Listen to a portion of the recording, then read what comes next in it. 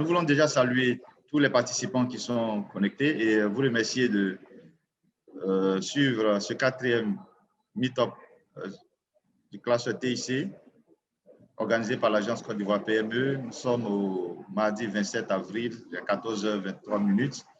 Et c'est un plaisir de vous avoir après 3 panels. Nous sommes au 4e aujourd'hui. Et aujourd'hui, notre thématique est encore assez alléchante. Nous avons tous nos panélistes déjà connectés. Nous attendons que le DG de l'agence Côte d'Ivoire PME soit prêt pour son mot d'ouverture pour entamer les échanges, s'il vous plaît. Voilà. Veuillez patienter dans peut-être juste quelques petites minutes, s'il vous plaît. Merci. Oui. Bonsoir, Anderson, tu m'entends? Oui, je vous entends, DG. Voilà, je vous entends. OK, donc, on va commencer donc. Voilà. Alors, donc, bonsoir, mesdames et messieurs. Soyez toutes et tous les bienvenus sur notre plateforme Zoom qui nous réunit encore cet après-midi, toujours dans le cadre des Meetup Tomorrow Fab, dans la dynamique donc de la construction ou de la co-construction donc du cluster des TIC en Côte d'Ivoire, une initiative de l'agence Côte d'Ivoire PME, que le DG de l'agence Côte d'Ivoire PME va se faire fort de nous présenter tout à l'heure. Donc, nous sommes réunis aujourd'hui pour échanger sur la thématique du cluster des TIC et du développement de la sous-traitance dans l'économie numérique, enjeux et perspectives en Côte d'Ivoire. Et ce qu'il faut noter, c'est que déjà, l'économie numérique représente aujourd'hui un des secteurs les plus dynamiques de l'économie ivoirienne. Et dans la plupart des pays en développement, son taux de croissance et sa contribution à l'ensemble de l'économie sont en forte progression. Dans notre pays, en Côte d'Ivoire en l'occurrence, ce secteur représente environ 8% de la croissance économique et emploie directement plus de 6 000 personnes. Donc, c'est un secteur qui donc, mérite notre attention et c'est pourquoi l'agence Côte d'Ivoire PME a décidé donc de bâtir un écosystème spécialisé dans le domaine des TIC. Notre meetup de ce jour aura pour agenda le contenu suivant. Nous aurons tout à l'heure donc le mot d'ouverture du meetup par le directeur général de l'agence Côte d'Ivoire PME, qui sera suivi donc par l'intervention de M. Patrick Mbeng, l'intervention de M. Patrick Brou, représentant du président du GOTIC, en la personne de M. Patrick Mbeng. Donc, M. Patrick Brou va intervenir au nom du GOTIC, qui est le groupement des opérateurs des TIC en Côte d'Ivoire. Et il va nous faire une communication sur les enjeux et perspectives en matière de développement de la sous-traitance dans l'économie numérique en Côte d'Ivoire. Après lui, suivra M. Magnus Johnson. M. Magnus Johnson est le directeur de la philanthropie pour l'Afrique subsaharienne chez Microsoft. Il nous donnera une communication sur les enjeux et perspectives en matière de développement de la sous-traitance dans l'économie numérique en Afrique subsaharienne. Puis nous aurons un regard croisé sur la réalité d'intégration inclusive des startups et PME, des TIC donc dans la sous-traitance numérique en Côte d'Ivoire. Interviendront à ce niveau M. Abou Kone, qui est directeur général de Akil Technologies, et M. Gérard Conan, directeur général Agili. Voilà, autour de 16h-5, nous aurons donc des échanges, des questions-réponses, avant donc de clore ce webinaire autour de 16h00. Cela dit, nous allons commencer et merci à toutes et à tous d'être déjà connectés. Nous attendons également d'autres personnes qui vont se connecter, mais pendant ce temps, le directeur général de l'agence Côte d'Ivoire PME va nous donner le mot d'ouverture de ce 4e panel de haut niveau en ligne portant sur le cluster des TIC et le développement de la sous-traitance dans l'économie numérique, enjeux et perspectives ivoiriennes. Bonsoir DG, vous avez la parole s'il vous plaît. Bonsoir Anderson, merci à tous les participants. Donc aujourd'hui, nous avons en ligne différents participants, différents partenaires pour pouvoir nous accompagner dans le cadre de ce projet Cluster TIC. L'objectif, c'est comment est-ce que nous pouvons faciliter la collaboration entre les multinationales et des startups ivoiriennes. Donc, on ne passera pas beaucoup de temps sur beaucoup de mots d'ouverture. On souhaite vraiment que des startups et des multinationales puissent communiquer, comment faire en sorte qu'ils puissent avoir un meilleur partenariat, de sorte qu'en Côte d'Ivoire, on puisse avoir un écosystème qui favorise l'émergence des clusters. Donc, nous allons suivre les discussions et au fil des échanges, voir comment est-ce que nous pouvons encourager plus de collaboration entre des acteurs internationaux, des acteurs locaux. En tout cas, en Côte d'Ivoire, on a un écosystème qui soit favorable. Merci. Merci, Monsieur le Directeur général de l'Agence Côte d'Ivoire PME, Monsieur Salimou Bamba, pour ce mot d'ouverture. Et nous aurons donc, comme annoncé tout à l'heure, l'intervention de Monsieur Patrick Brou, représentant le président du GOTIC. Et M. Patrick Brou va nous présenter son profil lui-même, sa fonction au niveau du GOTIC, et également nous faire sa communication sur effectivement les enjeux et perspectives en matière de développement de la sous-traitance dans l'économie numérique en Côte d'Ivoire. Bonsoir, M. Patrick Brou, vous avez la parole, s'il vous plaît. Bonsoir, cher ami Nda. Bonsoir à notre dynamique DG, M. Bamba. Bonsoir à Gérard, bonsoir aux panélistes et puis à tous les participants. J'aime particulièrement le DG de Côte d'Ivoire PME, sa dimension pragmatique. J'ai bien... Monsieur Brou, je dis, j'aime bien. Oui? Oui, non, c'était pour vous demander si c'était possible d'activer votre vidéo. C'était pour vous demander s'il était possible d'activer votre vidéo. Je précise que le webinaire est enregistré. Absolument. Et donc, pour des besoins de communication, nos services de communication souhaiteraient que chaque intervenant au niveau du panel, chaque panéliste puisse activer sa vidéo pendant qu'il intervient, s'il vous plaît. OK. Parfait. Merci infiniment, M. Bon, je n'ai pas une tête aussi belle que la tienne ce soir, mais ce n'est pas bien grave, je suis pas en costume cravate. En tout cas, merci à vous pour avoir choisi ce thème-là. Je vais présenter le GOTIC en quelques mots et puis je vais dire un peu ce que nous entendons, comment notre compréhension de la thématique, qui n'est pas très loin de ce que ton DG vient d'aborder. Soit dit en passant, le GOTIC est partenaire de Côte d'Ivoire PME depuis quelque temps. Donc, on marche main dans la main pour le développement des PME, des startups dans le domaine du numérique et pourquoi pas dans le domaine général de la Côte d'Ivoire. Alors, le GOTIC, c'est quoi? Le GOTIC est une association.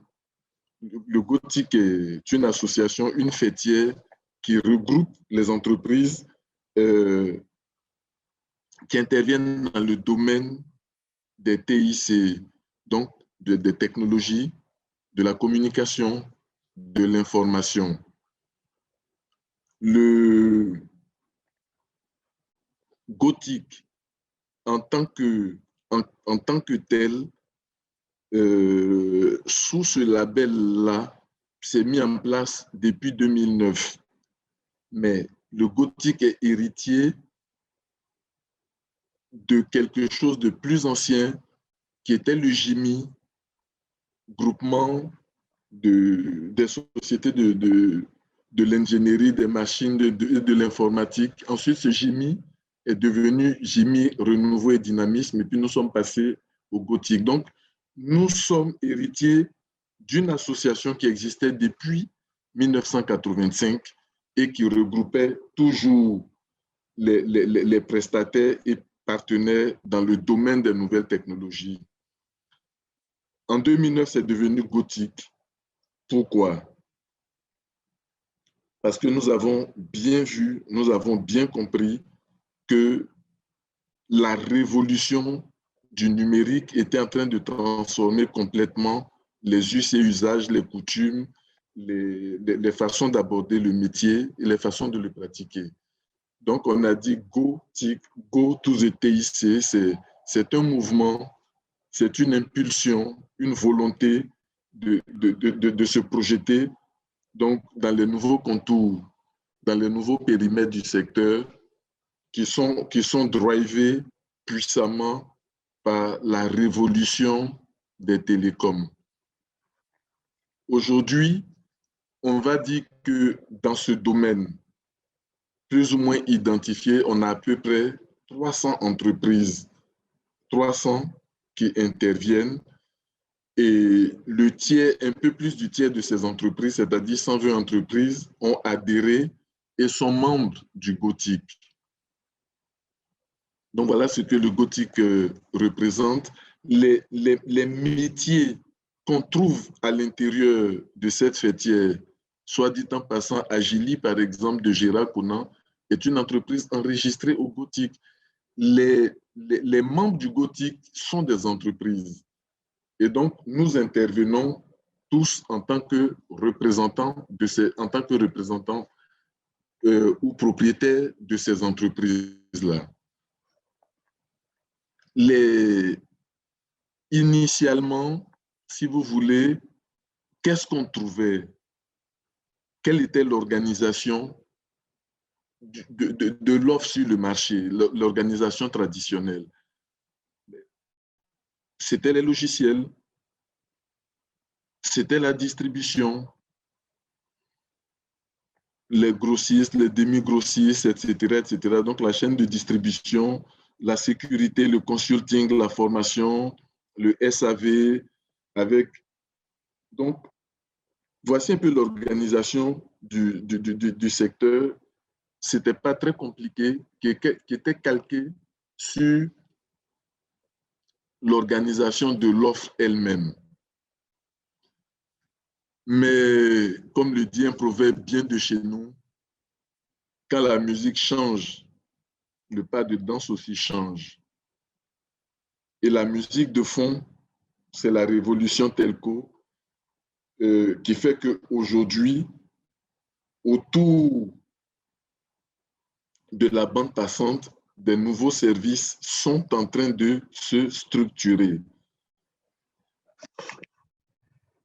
On parle donc de transformation digitale. Digitale pour rappeler que nous sommes dans le domaine, toujours dans ce domaine-là, mais en même temps de transformation. Donc, aujourd'hui, et au niveau du GOTIC, nous avons mis en place une organisation pour adresser, une organisation qui permet de mieux coller à l'organisation actuelle de l'offre. L'offre se structure autour de quoi? Ben, autour d'un certain nombre d'éléments qu'on a appelés les X-Tech. Par exemple, tu as un EduTech, donc tu as un Agritech, tu as les FinTech, finances technologiques, etc. Tu as les Space Tech, technologies satellitaires, mais l'offre se structure, et ça c'est fondamental. C'est fondamental pour nous et c'est fondamental pour notre compréhension et notre développement. Je prends un domaine comme l'agriculture. À l'intérieur de l'agriculture, vous avez des gens qui ont un savoir-faire, qui ont un métier, qui ont ce qu'on appelle une expertise domaniale. Donc, on a des experts domaines. Nous venons initialement avec le monde de la technologie. Il faut savoir dialoguer avec donc, cette expertise domaniale, la comprendre ses enjeux, comprendre ses besoins, comprendre ses perspectives d'évolution et avec les nouvelles technologies, apporter à ce domaine spécifique, à ce domaine précis, les outils qui vont lui permettre justement de relever les défis de son temps. Donc, c'est ainsi que dans cette restructuration de l'offre que nous observons ici et dans le monde, mais restructuration tendancielle profonde, c'est-à-dire qu'on ne fait plus de l'informatique comme on le faisait naguère. Le GOTIC donc s'est organisé et déjà a commencé à parler de cluster ou de clusterisation des différentes compétences. Demander aux entreprises aujourd'hui, par rapport à ces enjeux-là, il n'est plus possible de fonctionner comme on a fonctionné avant, où chacun vient. On peut encore le faire seul, gagner de gros marchés et puis être content. Aujourd'hui, de plus en plus, on est obligé d'apprendre à chasser en meute, à chasser en groupe, à avancer ensemble. Donc, au niveau du GOTIC, on a fédéré ces différents clusters qui touchent au domaine de l'éducation, au domaine de la santé, au domaine de l'agriculture, au domaine des technologies spéciales, bref, à tous les domaines clés de la vie. Et au niveau de ces différents clusters, on se rend compte que par les retours d'expérience, qu'une approche systématique se mette en place. Donc, quand vous adressez un secteur, un domaine de compétences spécifique, il y a toute une infrastructure à mettre en place, les data centers, si ce n'est pas des centres de calcul, tous les services qui vont à l'intérieur des data centers. Ensuite, à l'intérieur de ces data centers, tous les services qui sont hébergés, on dit services hostés à l'intérieur de ces data centers, pour permettre finalement aux professionnels du domaine de se concentrer toujours sur leur cœur de métier. Je suis agriculteur, je me concentre sur l'agriculture et les différents acteurs, les partenaires de l'écosystème TIC, dont on parle de plus en plus dans cette approche de clusterisation, les partenaires de l'écosystème TIC vont s'arranger pour proposer une offre la plus globale, la plus agrégée possible. Et donc, moi, qui suis dans le domaine de l'agriculture, qu'est-ce que je fais? Je reste concentré sur mon cœur de métier et donc l'infrastructure, j'adresse les questions d'infrastructure simplement comme un service. Je ne vais plus me battre pour avoir les plus gros serveurs forcément. L'infrastructure est un service, les outils, les logiciels, software as a service, etc., etc. Donc, voici globalement comment la nouvelle structuration ou la nouvelle restructuration de l'offre nous emmène nous-mêmes à avoir une réflexion profonde et à modifier notre cœur de métier. Notre cœur de métier est modifié parce que l'offre au client final se modifie. C'est-à-dire que le client final, il a une panoplie de services sur lesquels il n'a pas besoin de développer une expertise en interne, forcément. Il peut louer ses services. Et donc, voici comment, globalement, l'idée des clusters est construite et elle est bâtie. Donc, voici ce que fait le GOTIC. Et le GOTIC, pour le faire, c'est organisé comme toute association. Ses membres, ce sont les entreprises et qui sont représentés par leur directeur ou leur propriétaire. À l'intérieur, il y a un conseil d'administration de 15 membres qui est élu. Et donc, les nouvelles missions des administrateurs, c'est vraiment de coller aux besoins de clusterisation de l'économie. Donc, on aura des administrateurs qui seront focus sur, par exemple, les problématiques de l'agriculture, de la santé, de l'éducation, des space technologies, etc. Et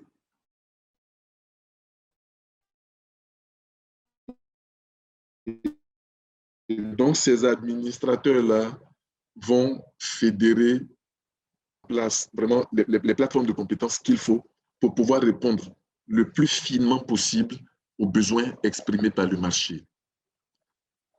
Ouf, je reprends mon souffle. Quand on a fini de dire ça, je reviens sur la problématique importante posée par Côte d'Ivoire PME. Vous avez parlé de sous-traitance. C'est un thème qui est extrêmement important pour nous dans le webinaire d'aujourd'hui, dans la cause. La question de sous-traitance et la question du développement des marchés, des enjeux, etc.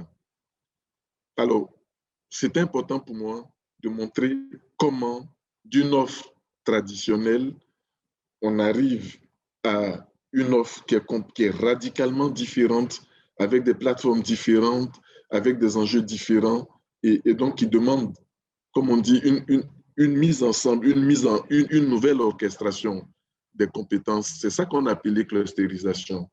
Une fois qu'on a dit ça, qu'est-ce qu'on fait? Et pourquoi on parle de sous-traitance? D'abord, en parlant de sous-traitance, il faut, je fais partie des anciens, il faut rendre hommage aux anciens, à nos anciens, qui non seulement dans le domaine des TIC, mais dans tous les domaines, avaient déjà réfléchi et ont mis en place en Côte d'Ivoire une bourse de sous-traitance et de partenariat. Donc, en Côte d'Ivoire, on a une bourse de sous-traitance et de partenariat. L'expérience est partie de la Côte d'Ivoire et cette expérience s'est régionalisée.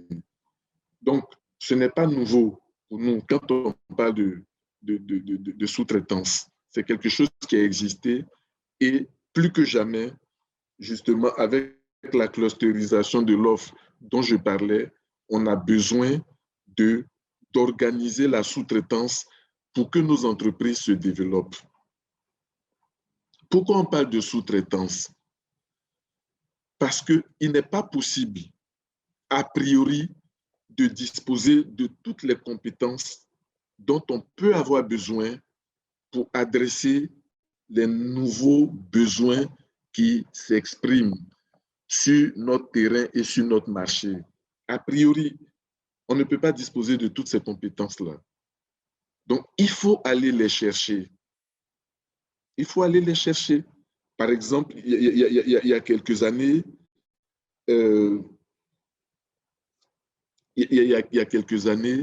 le gouvernement a mis en place ce qu'on appelait un e-conseil, conseil des ministres numériques. Mais cette expérience n'était pas encore disponible en Côte d'Ivoire. Donc, il faut aller chercher. Et donc, l'idée de la sous-traitance, c'est de dire, attention, l'offre s'est clusterisée sur le marché, la musique a changé, le pas de danse a changé, je ne peux plus faire tout seul. L'idée de sous-traitance, c'est l'idée de capter les ressources, les compétences qui sont disponibles, d'établir avec ces compétences, ces entreprises, un partenariat intelligent dans l'optique d'adresser le marché et dans l'optique également de driver un transfert de compétences chez nous. Voilà principalement l'idée de la sous-traitance. Et c'est pourquoi, dans la grande fêtière qui existait, déjà on a parlé de sous-traitance et de partenariat. Je ne peux pas faire tout seul, je ne sais pas faire tout seul. Donc, je vais m'appuyer, et c'est ça qui est important, je vais m'appuyer, mais m'appuyer intelligemment sur ceux qui ont l'expérience, m'appuyer intelligemment, c'est-à-dire il ne s'agit pas d'aller se faire bouffer, il s'agit de construire un partenariat de façon à ce que ce partenariat nous laisse de la sève pour que les jeunes pousses locales puissent également monter en compétences. Donc, voici comment nous avons compris l'idée de la sous-traitance. Et pour nous, non seulement il faut parler de sous-traitance, mais il faut adjoindre à ça l'idée du partenariat et même l'idée de la co-traitance, c'est-à-dire la possibilité de travailler ensemble. Donc, pour nous, c'est ce thème-là qui est devenu fondamental. Et oui, l'offre s'est clusterisée, je vais m'arrêter là. Nous, il n'est pas possible de faire tout seul. Donc, il faut aller vers la sous-traitance, il faut aller vers du partenariat, il faut aller vers de la co-traitance. Ça permet aux entreprises locales de bénéficier de l'expérience dont elles ne disposent pas a priori, de monter, de upgrader leur niveau de compétence et d'entrer, donc comme on dit, dans la compétition mondiale avec des arguments de plus en plus élaborés, parce qu'en face, le marché que nous avons n'est plus le marché local, on est sur le marché mondial. Donc, le marché mondial, c'est les process, c'est les processus, c'est les méthodes, c'est la rigueur, c'est un certain nombre de paradigmes que nous n'avons pas forcément. Donc, voici comment le Gothic a compris le thème et je voudrais donc vous saluer, nous sommes vos partenaires. C'est un passage obligé. Je dis simplement qu'en Côte d'Ivoire, la réflexion a déjà eu lieu et les ancêtres du Gothic,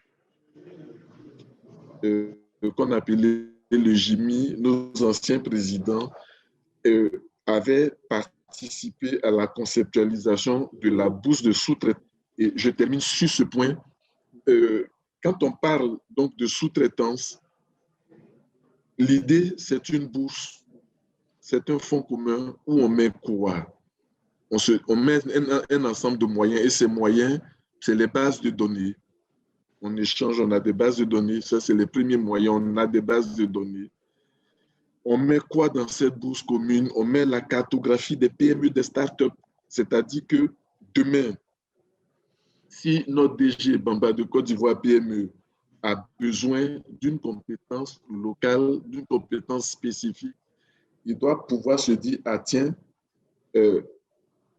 ils ont organisé la sous-traitance sous forme de bourse, on va regarder là-dedans, où les compétences, les savoir-faire sont cartographiés et je pourrais avoir exactement ce que je cherche.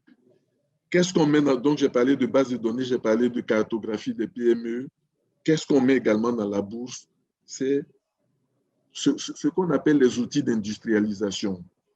C'est-à-dire que dans les bourses, en dehors des technologies, là, donc c'était des outils, etc., etc. Mais chez nous, les outils, Gérard certainement vous en parlera, c'est l'industrialisation des processus, l'industrialisation des... Donc, ça, ce sont des choses qu'on pourrait mettre dans la bourse.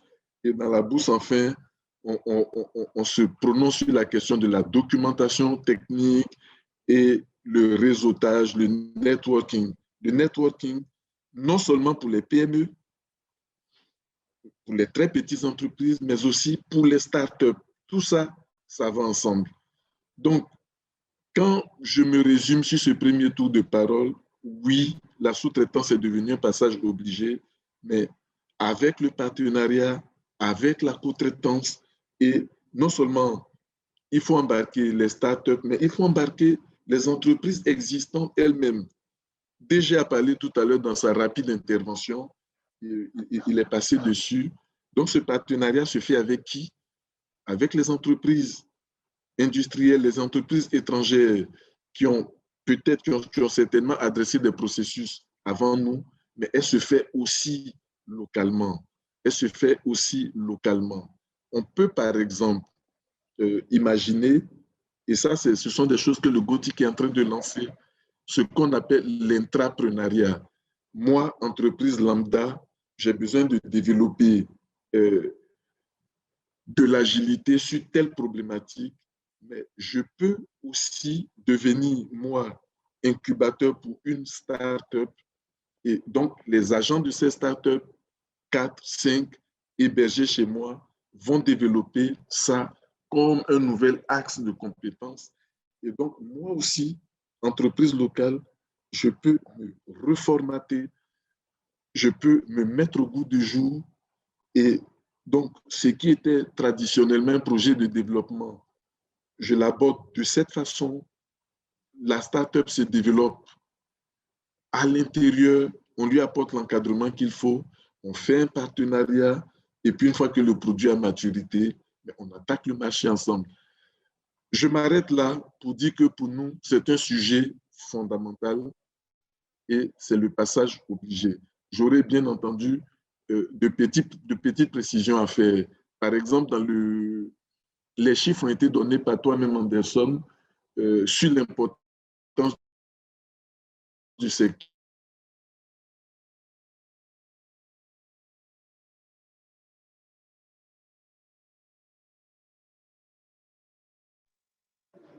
Allô, M. Bourou? Allô, M. Bourou, on vous a un peu perdu. Les M. Bourou, s'il vous télécoms, plaît. Voilà, on vous a un peu 8%, perdu. etc. Ça, c'est vrai.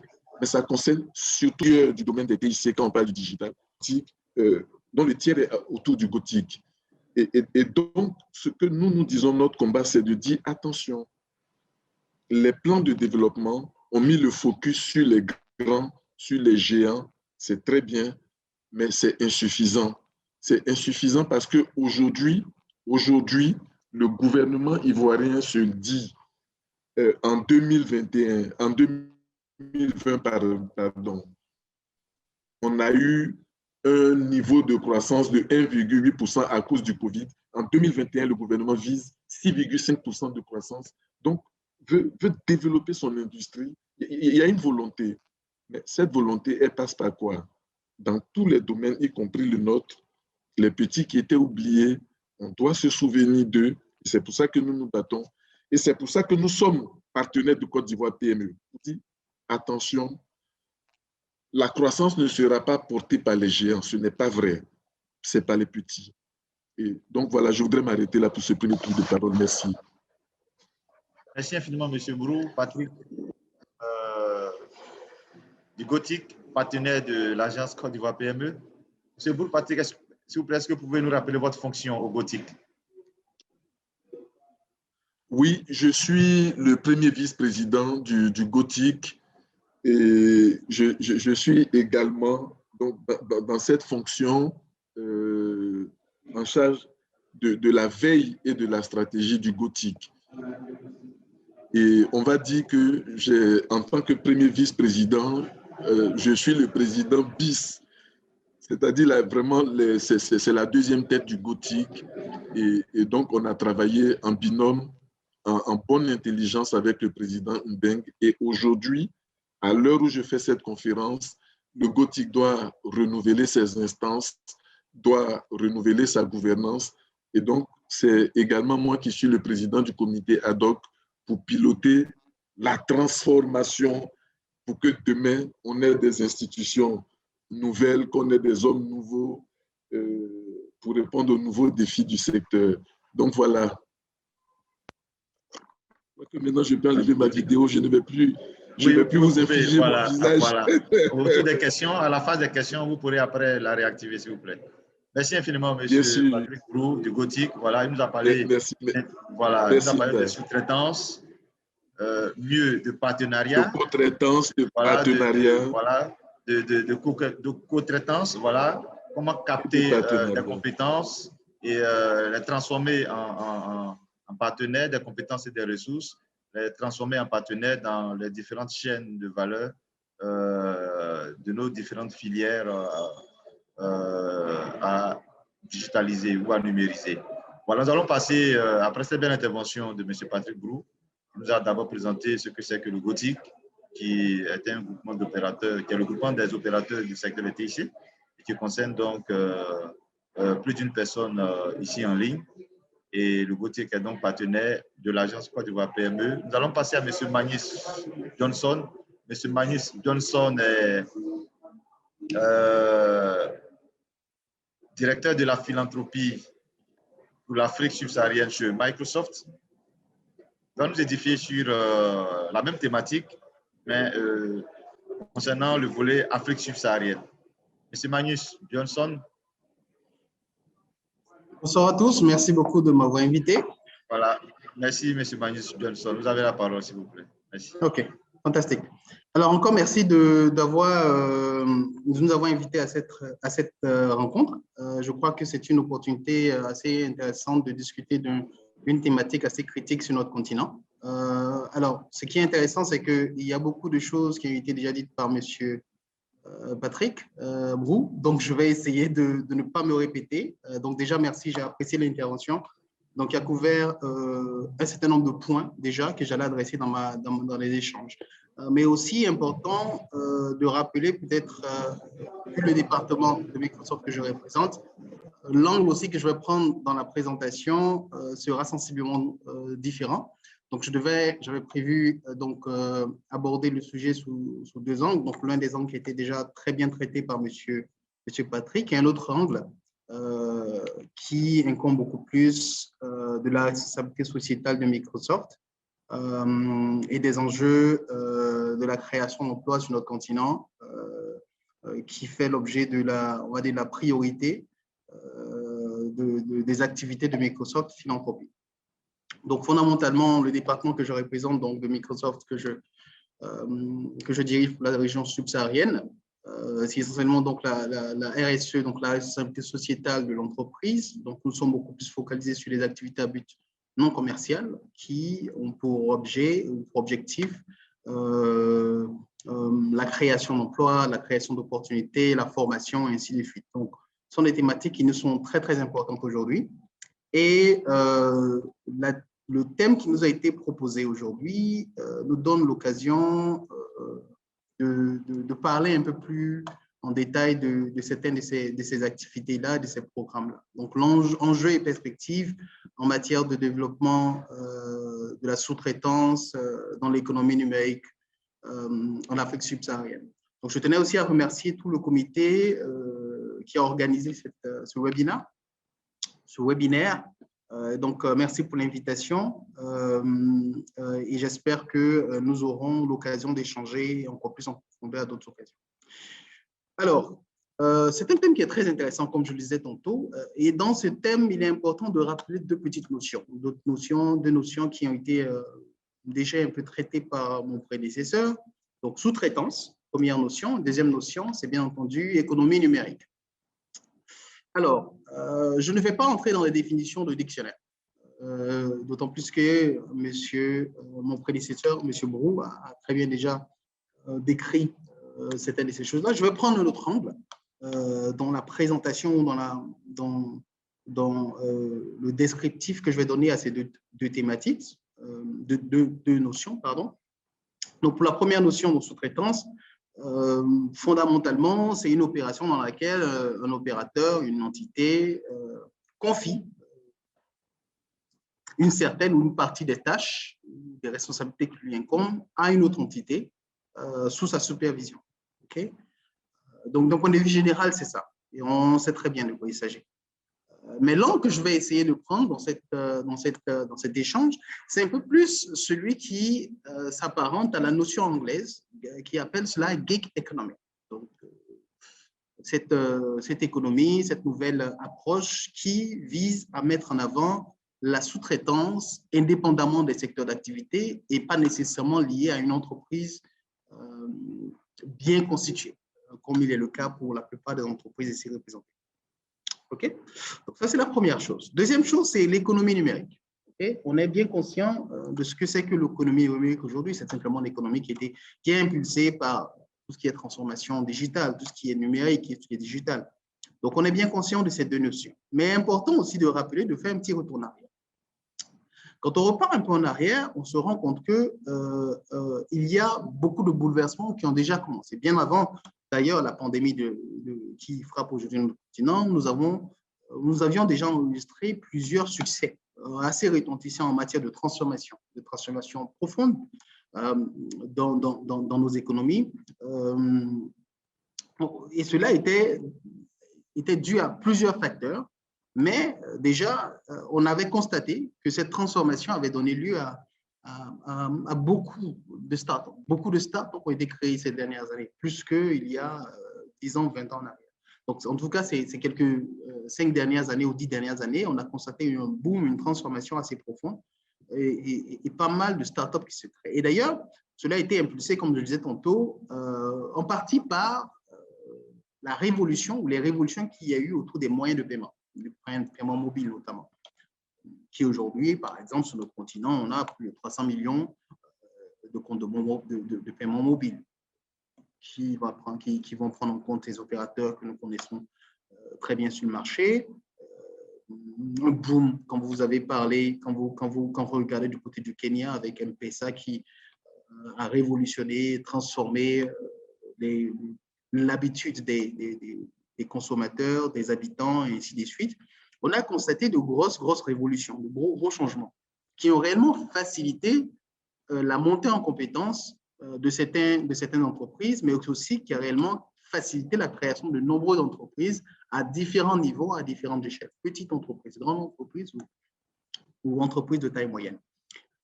Et aujourd'hui, nous avons constaté avec la survenue de la COVID-19 que en à peu près 3-4 mois de COVID-19, le monde a connu un boom de 2 ans en avant, à peu près, en termes de transformation digitale.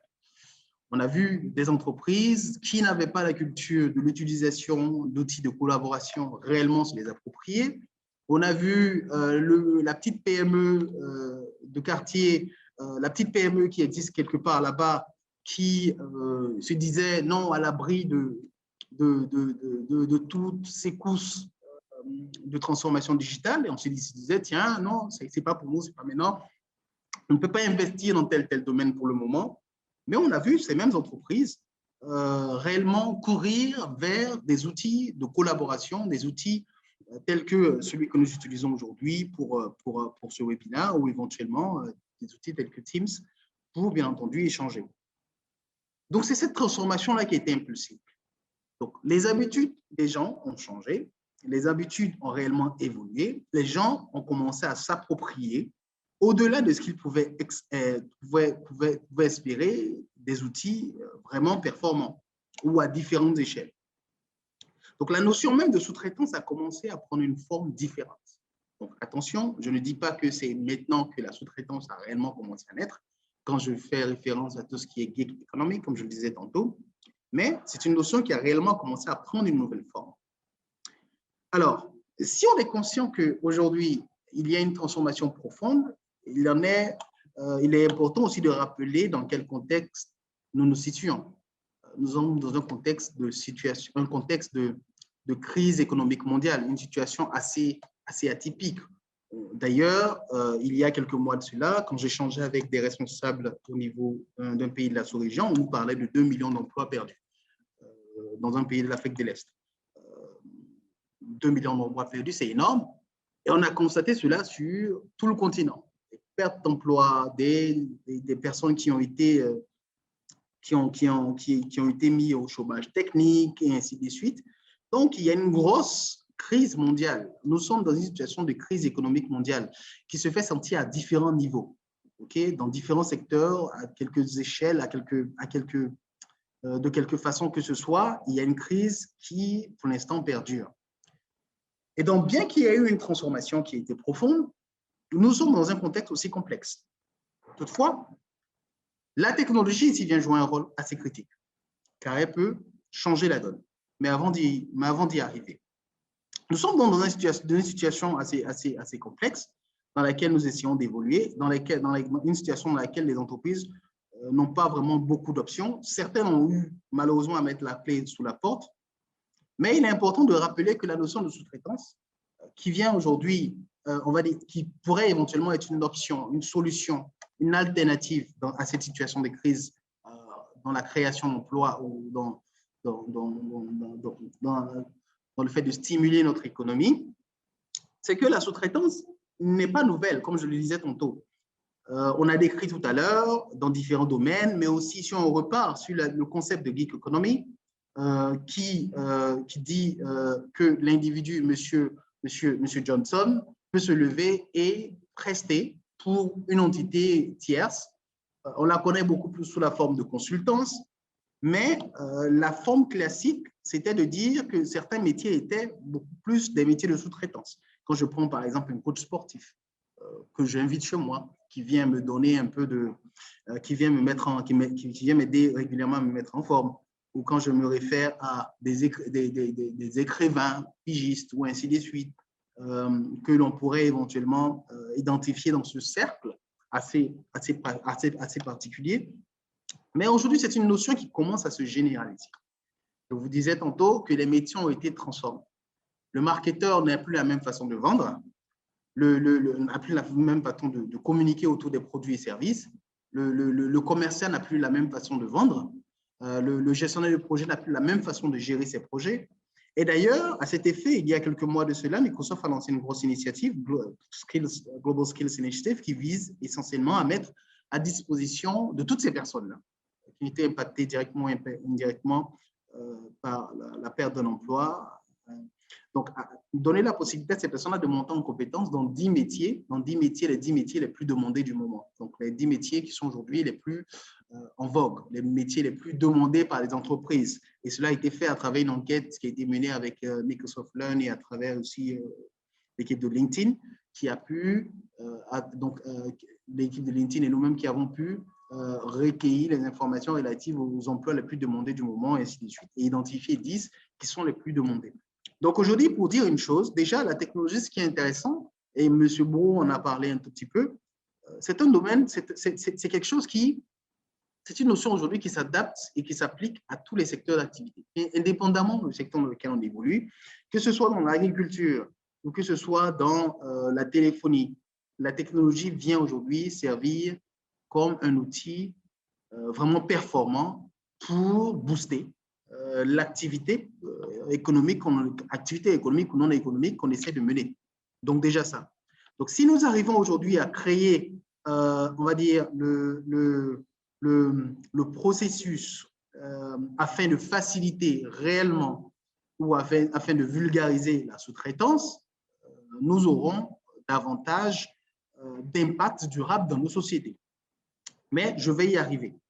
Alors, je disais tantôt qu'aujourd'hui, nous parlons beaucoup, il y a quelques temps, c'est là on parlait plus de sous-traitants dans certains domaines d'activité, quand il s'agit des individus, donc un consultant, un coach sportif, un pigiste dans le domaine dans un journal ou dans une maison d'édition, et ainsi de suite, ou éventuellement le travail de sous-traitance qu'une grande entreprise pourrait confier à une plus petite entreprise, et ainsi de suite. Donc aujourd'hui, il y a eu de vrais bouleversements, de vraies transformations qui sont en train d'être menées. Mais il incombe déjà de rappeler à tout le monde que c'est une opportunité unique, puisqu'elle vient aujourd'hui donner l'occasion à chaque entrepreneur, à chaque jeune, à chaque entité de pouvoir se mettre et proposer des services au-delà de ses frontières. Quand je prends une entreprise qui est ici basée en Côte d'Ivoire, mais qui a une expertise reconnue, par exemple, sur le développement ou le déploiement de solutions cloud Azure, par exemple, et qui a une entreprise qui est basée dans un pays occidental qui recherche une compétence dans ce domaine-là, l'intéressant, c'est que cette entreprise-là, en Côte d'Ivoire, ou cet individu qui a cette expertise, est aujourd'hui sur le même diapason que n'importe laquelle des entreprises qui est basée en Occident. Parce qu'aujourd'hui, avec la technologie, tout le monde utilise plus ou moins les mêmes outils. Tout le monde aujourd'hui peut aller se prévaloir de la connaissance nécessaire à travers plusieurs moyens. Ce qui va varier d'un individu à un autre ou d'une entreprise à une autre, c'est essentiellement le nombre d'années d'expertise ou le nombre d'heures de travail sur telle technologie qui pourrait justifier une certaine expérience.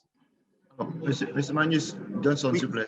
Sur cette question, comment est-ce que Microsoft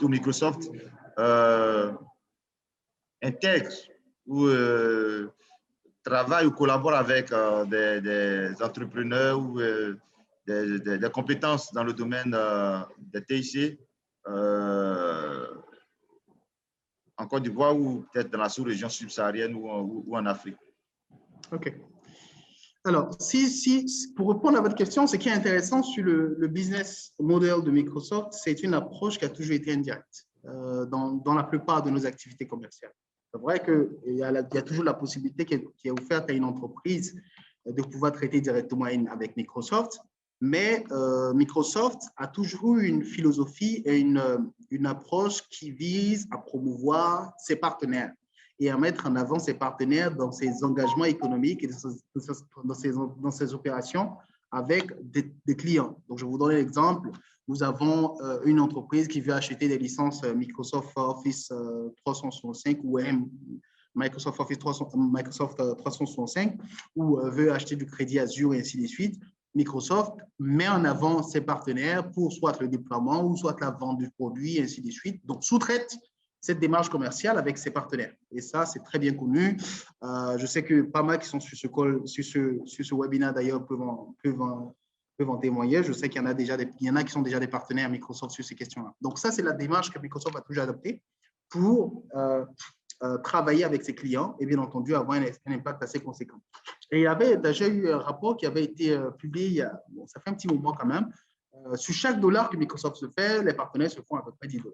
C'est pour vous dire à quel point il a toujours été important pour Microsoft de mettre en avant les partenaires pour que dans cet écosystème-là, ils puissent également se faire une belle place, mais aussi vendre les compétences de nos partenaires à l'étranger. Quand nous travaillons avec un partenaire dans un domaine spécifique et qui a réellement des compétences avérées, si nous sommes sur un marché dans un pays tierce, je veux dire par exemple en Afrique de l'Est, nous avons un partenaire ici en Côte d'Ivoire qui a telle compétence, nous sommes très heureux de pouvoir promouvoir et proposer ce partenaire avec ces expertises-là. Pas pour une fibre patriotique, mais beaucoup plus pour la notion de compétence que cette personne-là, que cette organisation-là représente. Et c'est très important pour nous. Nous mettons réellement en avant les compétences. Et aussi, ce qui est important, c'est que nous mettons en avant le développement des compétences. Parce qu'au-delà d'avoir une expérience et une compétence avérée, pour avoir cette expérience-là, il faut avoir les notions qu'il faut. Et donc, nous essayons de mettre cela en avant, aussi bien d'un point de vue entreprise, PME, PMI, mais aussi d'un point de vue individu. C'est pour ça que je traitais un peu de la question de l'individu en tant que tel dans ce mécanisme-là. Donc, si je parle de l'expérience sur la base de l'individu en tant que tel, Microsoft, et d'ailleurs, c'est à la faveur de la crise COVID, nous avons lancé un gros programme pour permettre à ce que tout le monde puisse monter en compétences. Et que tout le monde puisse monter en compétences pour s'adapter aux transformations qui ont lieu aujourd'hui dans l'écosystème, dans l'économie numérique. Okay? Pas seulement sur les questions informatiques, et c'est vrai d'ailleurs, si vous allez visiter le site où nous avons lancé le site du programme en question, de Global Skilling, vous verrez qu'il y a 3 métiers qui sont purement dans l'informatique. Donc, je vais citer là Data Analyst, analyste de données, excusez-moi, l'anglais et le français se mélangent parfois, donc analyse de données, data administrator, donc administrateur de données, et data science. Okay?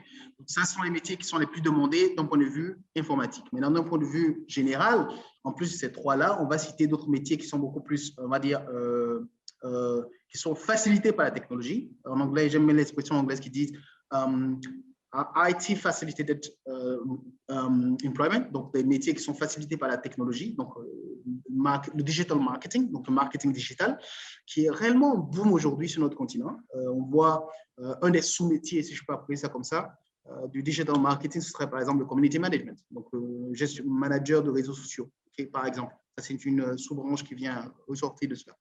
On voit cela de plus en plus en vogue sur notre continent, et il y a encore d'autres métiers. Et aujourd'hui, je veux terminer pour dire qu'aujourd'hui, la sous-traitance représente une réelle opportunité pour notre continent. Okay? Réelle opportunité parce qu'aujourd'hui, elle met tout le monde sur le même pied d'estal. Tout le monde est sur le même diapason. Au niveau local comme au niveau international, la différence va se situer au niveau du nombre de travail, le nombre de projets similaires qu'un individu a eu à mener, donc pour justifier d'une certaine expérience.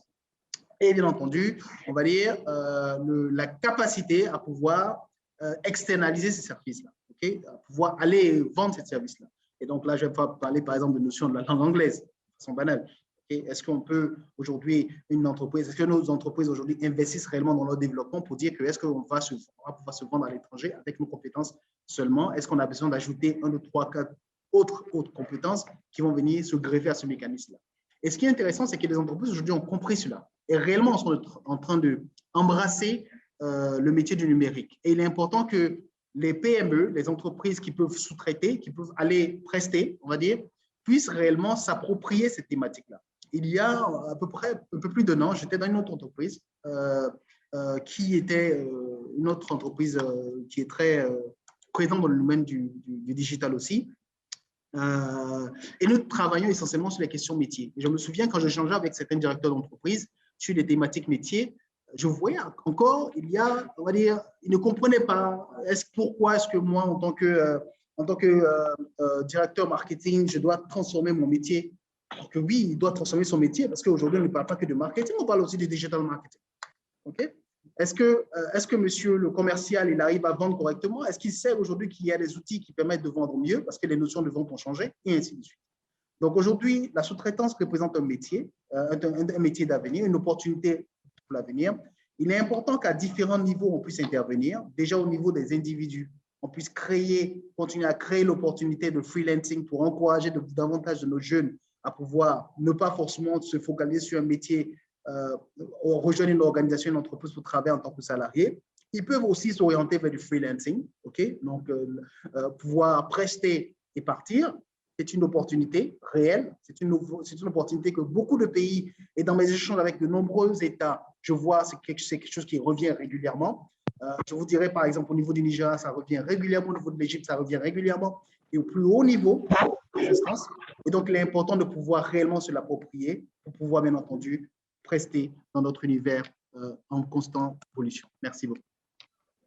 Merci à vous, M. Magnus Johnson, pour toute cette expérience partagée à tous les participants.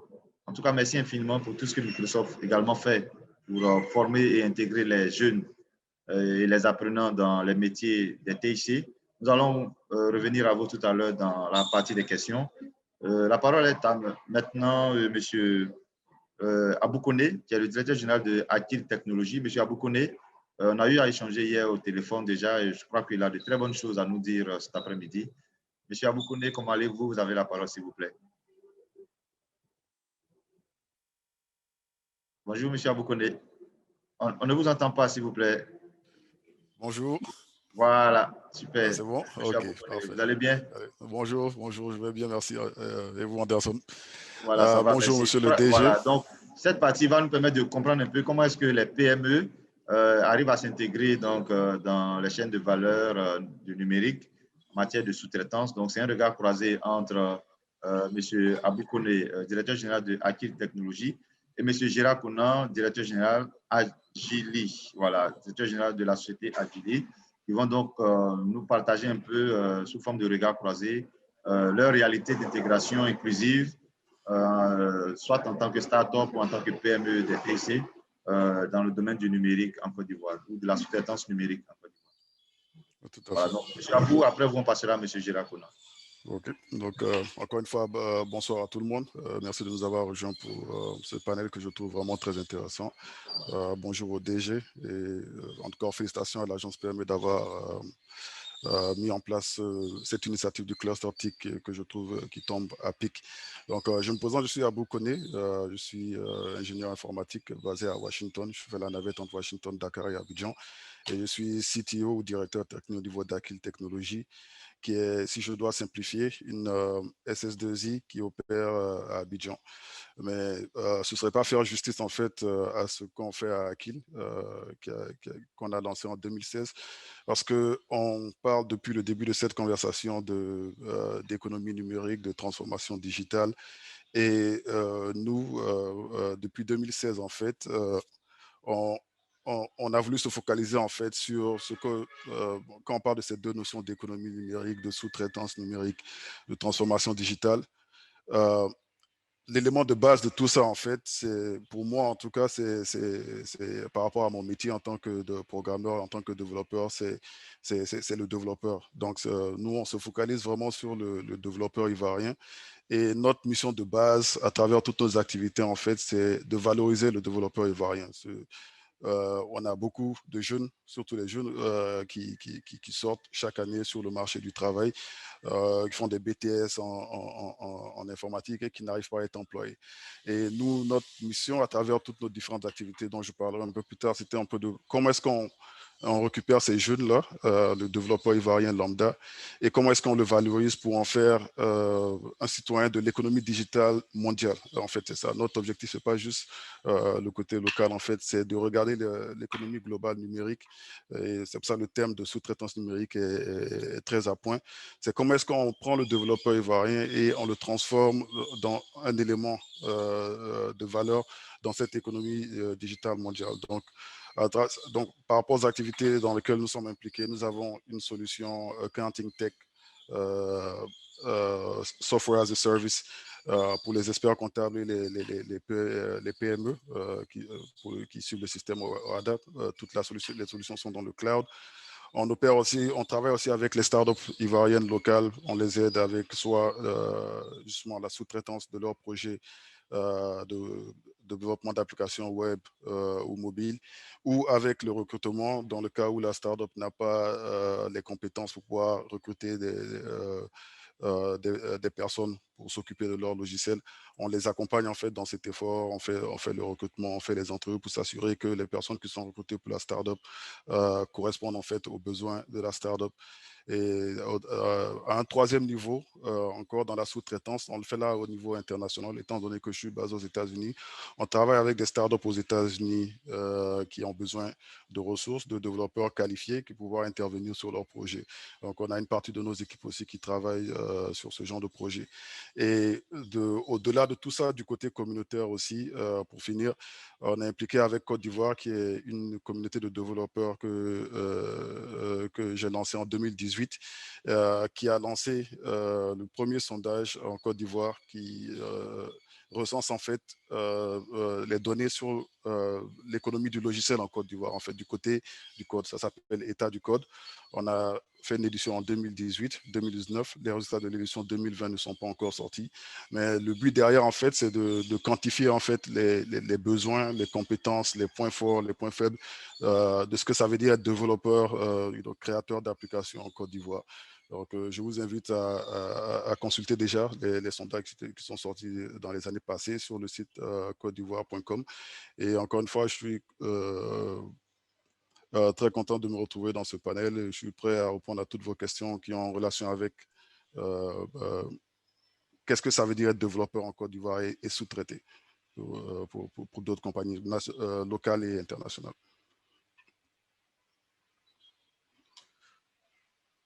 On ne vous entend pas, monsieur Nda. Merci, monsieur Aboukone. Voilà, merci. C'est de savoir si vous pouvez inscrire les liens des résultats de vos enquêtes dans le chat. Tout à fait, je m'en occupe. Voilà, pour que les participants puissent aller voir vos résultats d'enquête. Parfait. Merci, monsieur Aboukone. On vous revient tout à l'heure pour les questions. Monsieur Gérard Conan, directeur général de Agili. OK. Bonsoir. Comment allez-vous, monsieur Conan? Je vais très bien. Et vous-même? Parfait. Ça va, merci. Alors, vous avez la parole, s'il vous plaît. OK. Donc, bon, je vais essayer d'être un peu pragmatique en termes de, par rapport au regard croisé que vous avez demandé. Et puis, bon, sans toutefois revenir sur tout ce qui a été dit depuis. Donc, comme l'a fait Abou, je vais me présenter rapidement. Je suis Gérard Conan, fondateur et directeur de la société Agili, donc qui est une PME qui intervient dans le domaine des TIC, principalement sur les axes du cloud et de la cybersécurité. Avant de parler en fait on va dire de la réalité, je vais juste essayer de donner un aperçu de ce que j'appelle les composantes ou les différents acteurs qu'on peut rencontrer de notre face, hein, on va dire de l'écosystème. Puisque quand on parle de sous-traitance, c'est parce qu'en face de nous, en tant qu'entreprise fournisseur, il y a certainement des clients. Mais du côté des fournisseurs, il y a différents types d'acteurs, notamment des entreprises qui sont structurées et qui ont une certaine durée d'existence. Il y a évidemment les startups, donc qui sont celles qui viennent de naître et qui sont parfois axées sur l'innovation. Vous avez aussi beaucoup d'acteurs indépendants, dont parlait Magnus tout à l'heure, donc des consultants qui préfèrent travailler tout seuls. Il en existe dans tous les domaines, développement, intégration de solutions, sécurité, gestion de projets ou d'autres problématiques métiers. Et puis, il y a des acteurs beaucoup plus gros, hein, que sont par exemple les grands intégrateurs de technologies internationaux, des intégrateurs de solutions internationaux ou nationaux, ou même les grosses firmes de conseil qui en général, ont tendance à être beaucoup plus établies avec de plus grosses expériences et un meilleur accès au marché. Donc, en ce qui concerne la réalité, je pense que les opportunités existent effectivement, puisque nous-mêmes, on en bénéficie, nous en bénéficions au niveau de nos activités chaque année, et puis de plus en plus au fil du temps. Et ces opportunités sont des occasions que nous pouvons avoir de collaborer avec des entreprises qui ont eu la chance d'avoir un marché ou un projet et qui, comme l'a dit Patrick précédemment, n'ont pas, c'est tout naturel, la capacité tout seul de faire face à l'intégralité de ces projets. Ça peut arriver pour plusieurs raisons, simplement parce qu'on n'a pas, soit on n'a pas la taille qu'il faut pour pouvoir adresser le marché, donc on va essayer de compenser ce gap en s'alliant avec d'autres acteurs, soit on a des ressources, mais les ressources ne sont pas disponibles parce qu'elles sont engagées sur d'autres projets. Et donc, dans ces cas, on va chercher à compenser également ce gap. Et donc, pour toutes ces diverses raisons, on a été emmené soit à collaborer avec d'autres sociétés plus grosses ou de même taille, qu'elles soient locales ou internationales, ou à simplement faire appel à des consultants indépendants pour travailler sur des projets spécifiques et ponctuels. Donc, les opportunités existent, c'est une réalité, hein, ce type de partenariat ou de sous-traitance. Cela dit, je vais essayer, comme j'ai promis à M. Nda, de mettre un petit coup de projecteur sur certaines difficultés. Il y en a beaucoup, mais je ne vais pas les aborder toutes. La première qui me vient à l'esprit, c'est ce que j'appellerais la fiabilité, hein, des ressources ou des partenaires ou des sous-traitants. Fiabilité en termes de sérieux, je pense que si j'utilise ce mot, on comprend plus clairement, et qui fait que parfois, certaines entreprises, même locales, peuvent hésiter à faire appel à des consultants ou à des compétences locales parce qu'il y a ce problème de réputation, de personnes qu'on sollicite et qui ne sont pas en mesure de respecter leurs engagements et sur lesquels on n'a aucun recours. Donc, c'est un problème, évidemment. Pour l'adresser, on pourra aborder ensemble les solutions envisageables qui peuvent être, par exemple, l'identification, la formation, la sensibilisation. On pourra y revenir.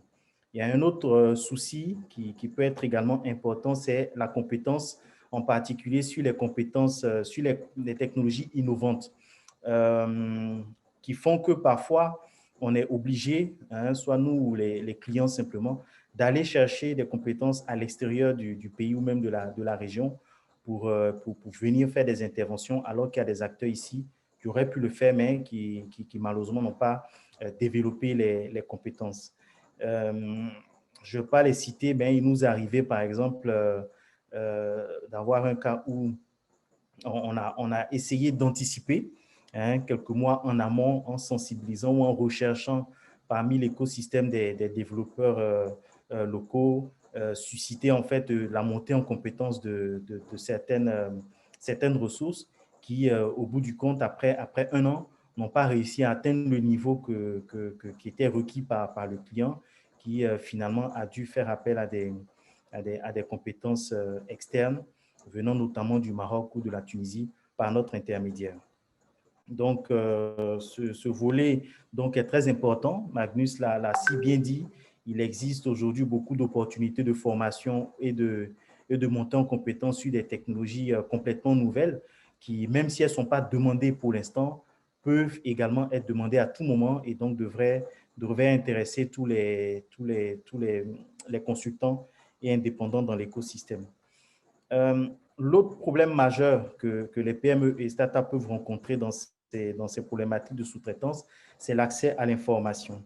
Le constat que nous avons fait, c'est que la plupart des projets importants, surtout quand ils viennent de structures qui sont proches de l'État, comme l'agence PME, Côte d'Ivoire PME elle-même, ces informations sont publiées sur des canaux assez restreints. Bon, par exemple, les canaux classiques des marchés publics, alors qu'on sait tous que les PME et startups se sentent de facto exclus ou limités pour attaquer ces marchés, donc ne s'intéressent pas à ces consultations. Et donc, ce n'est pas très intéressant que ces canaux-là soient les seuls moyens de les toucher. Également, à notre avis, ce qui pourrait être intéressant, c'est que les entreprises qui sont initiatrices de projets, donc des clients potentiels, devraient aussi des fois penser à initier les projets avec des acteurs locaux parce qu'on a constaté que parfois, ce sont les entreprises internationales, donc les plus grosses, qui, elles, sont à l'initiative, on va dire, du partenariat, alors que ce partenariat peut être très bien provoqué par l'entreprise qui fait la demande et qui peut également ainsi donner une meilleure position dans le projet à un acteur local qui, lui, va avoir la responsabilité d'embarquer l'acteur international ou la grosse entreprise. Pourquoi c'est important de procéder ainsi? Parce que justement, les gros acteurs internationaux, les gros intégrateurs ne sont pas présents sur le terrain et qu'une fois le projet réalisé, il faut faire la maintenance et après, ils ne sont pas là.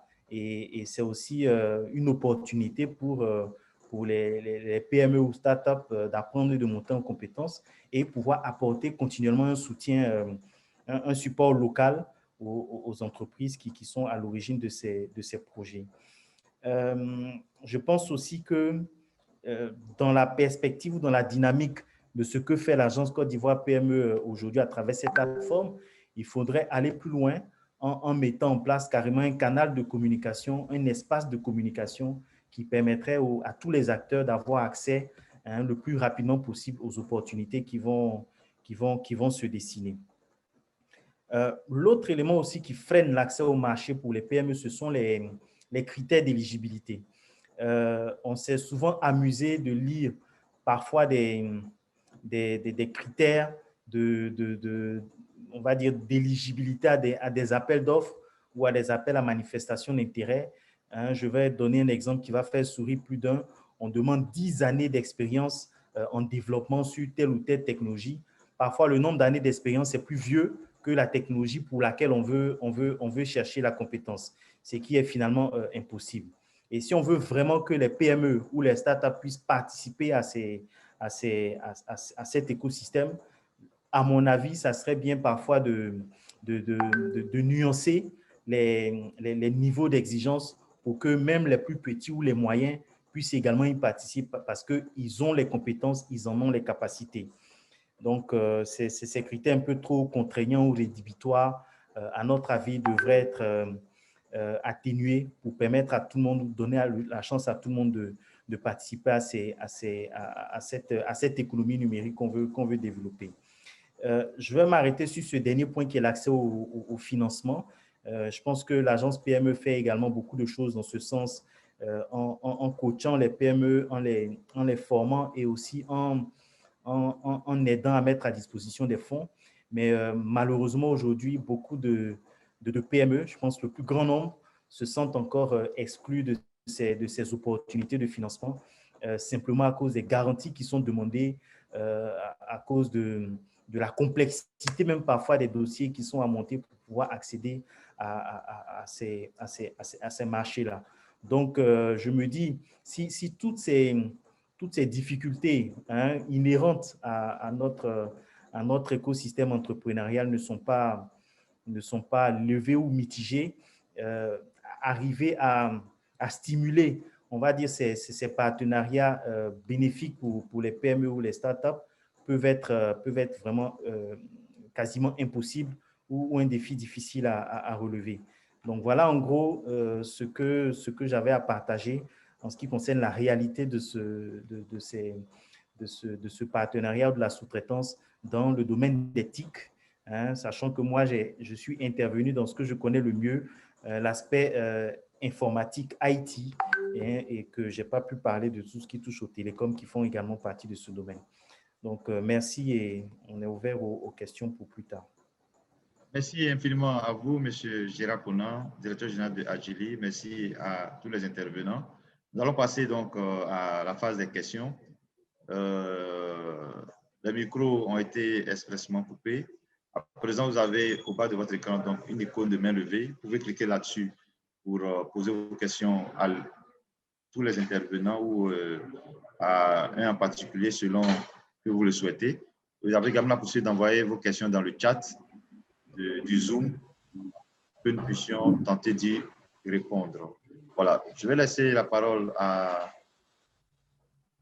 Jean-Luc Kwasi, qui est mon collègue qui m'assiste dans la gestion donc, de cette partie des questions pour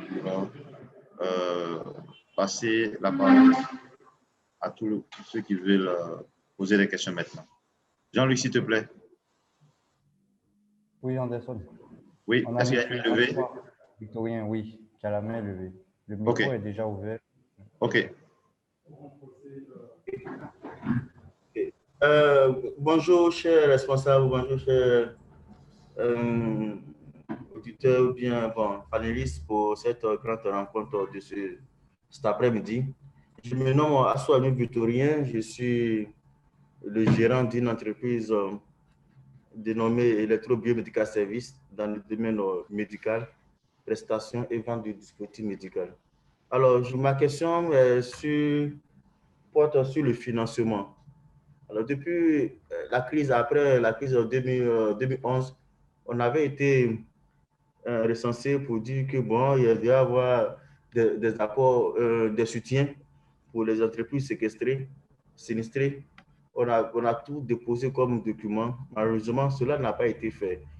Nous n'avons pas été sélectionnés comme entreprise qui devait être assistée.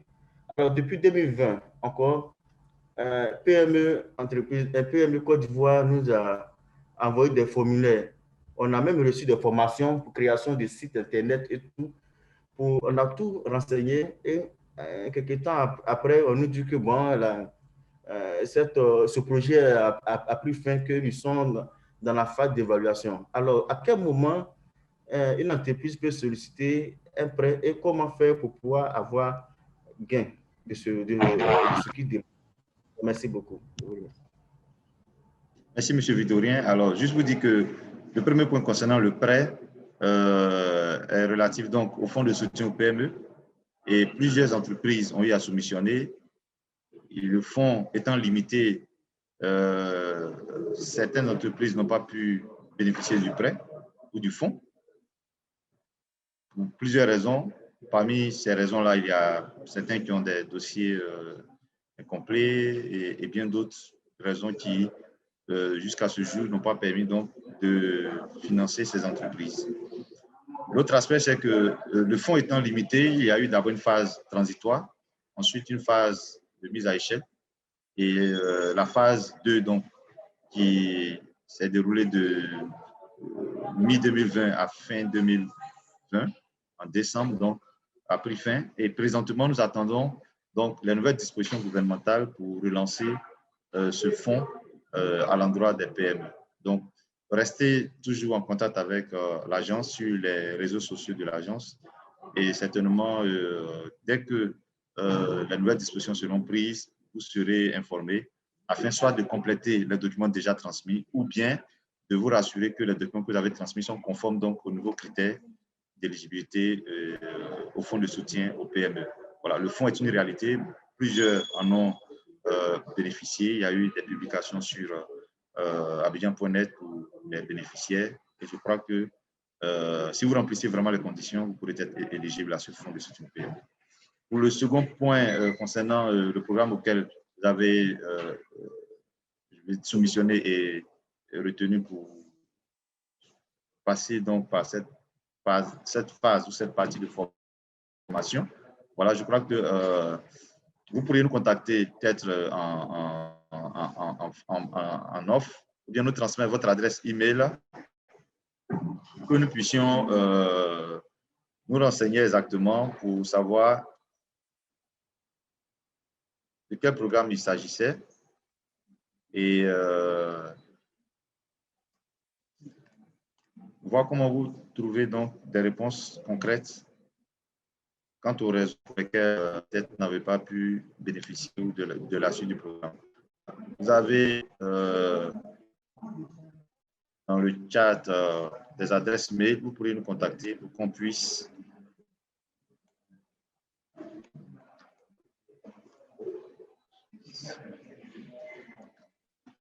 voilà. OK. Vous nous avez transmis votre adresse mail, c'est parfait. Nous en prenons en note et puis nous allons vous revenir par mail, s'il vous plaît. Merci, M. Victorien, pour votre participation. Merci. Et on va passer à la question suivante, s'il y en a.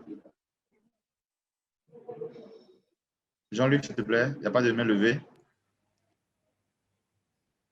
Non, Anderson, on n'a pas de main levée. OK. Par contre, on à a tous les une question. conférenciers. Ah Je non, crois qu'il y je pense a que c'est toi qui l'as fait. monsieur Steve J qui nous a transmis un mail pour des questions relatives donc à la thématique. Et vous avez donc, chers conférenciers, les questions de M. Steve J dans le chat que je lis. M. Steve Herman J. Il dit, mes questions s'articulent autour des apports d'un classeur TIC et de l'économie numérique pour faciliter donc la résolution des problèmes dans le secteur de l'agriculture en Côte d'Ivoire, pilier de l'économie, mais avec un très faible niveau de pénétration des solutions numériques. Quelles solutions numériques pour accompagner les acteurs de ce secteur pour mieux rentabiliser leurs activités? Quels sont les financements disponibles pour accompagner ce type de solutions numériques? Voilà. Quelles solutions numériques pour accompagner les acteurs du secteur agricole pour mieux rentabiliser leurs activités? Et quels sont les financements disponibles pour accompagner ce type de solutions numériques? Voilà. Je vais faire peut-être un tour de micro pour 2 ou 3 intervenants. Après, nous allons passer à la question de M. Djibril Sangaré. M. Patrick Brou, est-ce que vous avez des éléments de réponse à M. Steve Dier concernant ces 2 questions au niveau du gothique?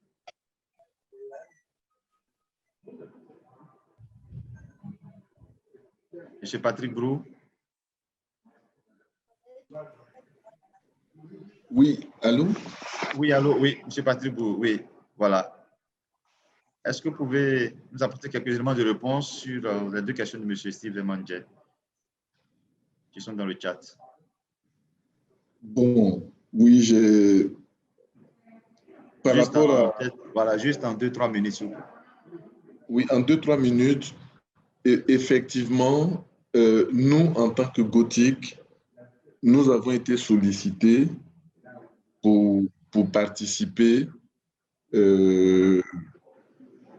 à une réflexion concernant le secteur de l'agriculture. Il y en a plusieurs, mais nous avons participé à une des réflexions sur la base d'un financement de la Banque mondiale qui disait globalement qu'est-ce qu'il fallait faire. Qu'est-ce qu'il fallait faire pour que le secteur du numérique, le secteur des TIC puisse apporter une vraie valeur ajoutée au domaine de l'agriculture.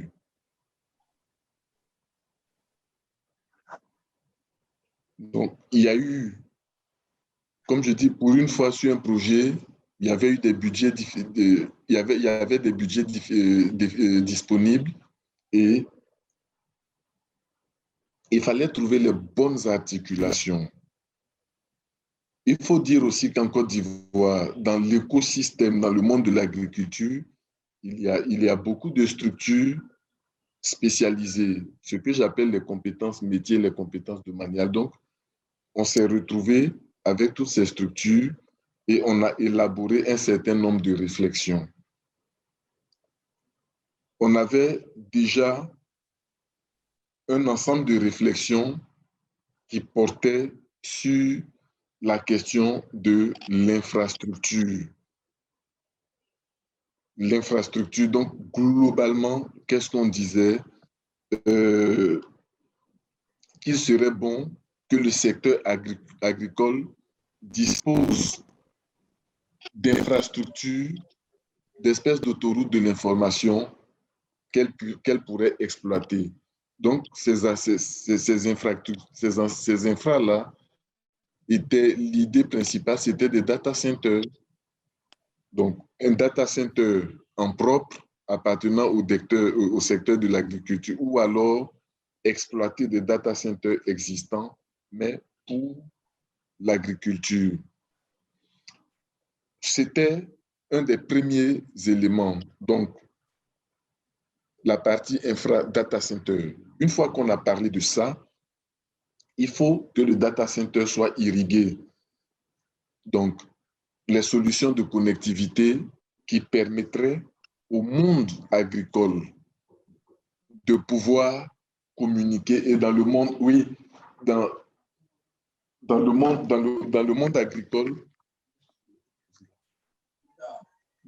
agricole, vous voyez bien que les localités sont séparées. On n'a pas toujours de la fibre optique qui passe partout.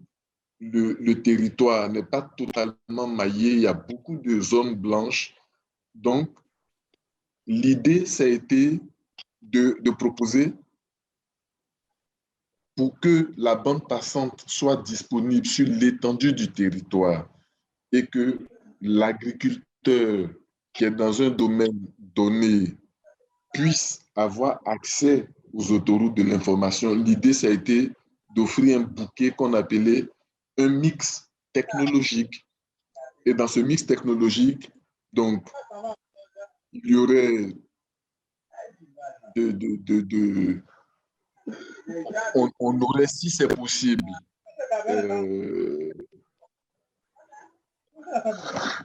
si c'est possible, on disposerait donc de la FO, de la fibre optique. On disposerait également de toutes les liaisons via les boucles locales radio.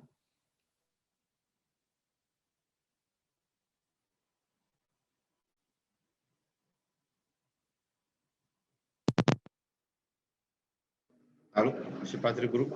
Les liaisons éventuellement, mais aussi, même s'il n'y a pas de connectivité, à partir du simple canal USSD, de pouvoir envoyer des messages. Donc, une des réflexions, ça a été, OK, l'infra-data center. Deuxième réflexion, ça a été vraiment le mix technologique pour la connectivité. Et puis, à l'intérieur, vraiment les plateformes, l'ensemble des applications. Mais ces applications tourneraient autour de quoi? Bien sûr, nos amis de Microsoft sont là. Il y a tous les logiciels d'exploitation de ça. Et puis, on a les éléments spécialisés. Ces éléments spécialisés, c'est quoi? C'est ce qu'on appelle, c'est les éléments du CIMA, Système d'information des marchés agricoles. Je m'explique. Ce qui est important, c'est que l'information dans le domaine de l'agriculture circule. Donc, qu'elle circule et qu'on puisse anticiper. Par exemple, j'ai besoin de savoir que à Ouangolodougou, par exemple, dans 2 semaines, on aura 10 tonnes de tomates disponibles bord champ à tel endroit sur la route de Kawara. Mais je veux dire, on est allé jusque à ce niveau-là.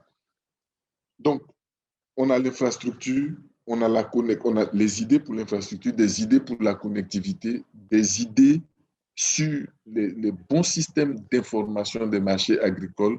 Et donc, c'est tout ça. Ensuite, on va quand même notre ami Gérard qui est là, qui travaille sur le cloud, etc., etc. Et toutes ces solutions sont portées sur des clouds avec des acteurs capables de délivrer, d'apporter les niveaux de services requis. Et voilà quelques idées. Okay. Bon, finalement, il y avait le budget, il y a eu toutes ces réflexions, les équipes ont travaillé, mais ça n'a pas été déployé pour une raison ou une autre. Hein. Les acteurs ont changé et ça ne s'est pas remis en place. Ce que je veux dire, le patron de la BAD est venu en Côte d'Ivoire. Il a été ministre de l'Agriculture chez lui et il a dit, quand nous, au Nigeria, on a apporté la révolution digitale dans le domaine de l'agriculture, en très peu de temps, moins de 3 ans, on a amélioré les revenus des producteurs et de l'ordre de 25 à 30%. Donc, c'est pour vous dire que ce sont des choses qui sont possibles. On a été sur le chemin, on n'est pas allé jusqu'au bout. J'ai bon espoir que ça se fera. J'espère avoir répondu à votre préoccupation. C'est parfait. Merci, monsieur Patrick Brou. Voilà, on espère que de telles initiatives vont prendre vie pour la continuité donc, de toutes ces réflexions.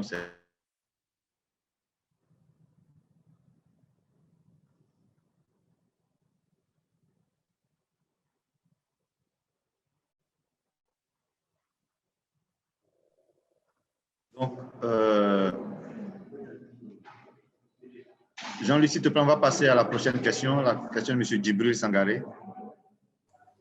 Oui, Anderson, il a déjà la parole. On va lui demander de réactiver son micro. Monsieur Sangaré, activez le micro, s'il vous plaît.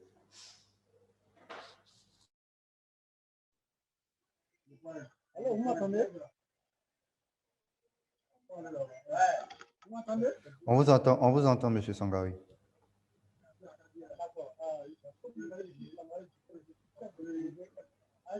Allô?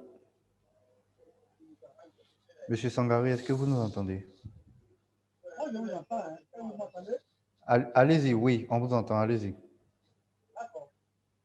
Donc, d'abord remercier les participants, vraiment, pour leur présentation parfaite.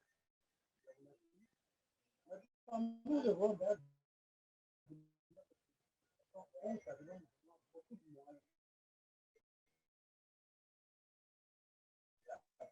C'est difficilement, M. Djibril Sangaré. On vous entend très péniblement. Si vous pouvez écrire votre question dans le chat, on vous entend péniblement. Veuillez écrire votre question dans le chat, s'il vous plaît. Voilà. OK. Alors, s'il n'y a plus d'autres questions, je crois que Djibril Sangaré écrive sa question dans le chat. Nous allons faire un dernier tour de micro pour un mot de fin de chacun des panélistes que nous remercions au nom du directeur général de l'agence Côte d'Ivoire PME et au nom de toutes les PME et de tout l'écosystème qui effectivement a suivi ce webinaire ou pourra suivre ce webinaire. Comme je l'ai dit, il est enregistré, ce panel en ligne est enregistré et pourra donc être revisualisé sur nos plateformes YouTube et nos différents réseaux. Nous allons faire un dernier tour de micro avec M. Gérard Konan Adjili pour un mot de fin sur la thématique de la sous-traitance. Qu'est-ce qu'on doit retenir dans le domaine du numérique concernant la sous-traitance? Quel mot de fin pourriez-vous nous donner en une minute, s'il vous plaît, M. Gérard Konan?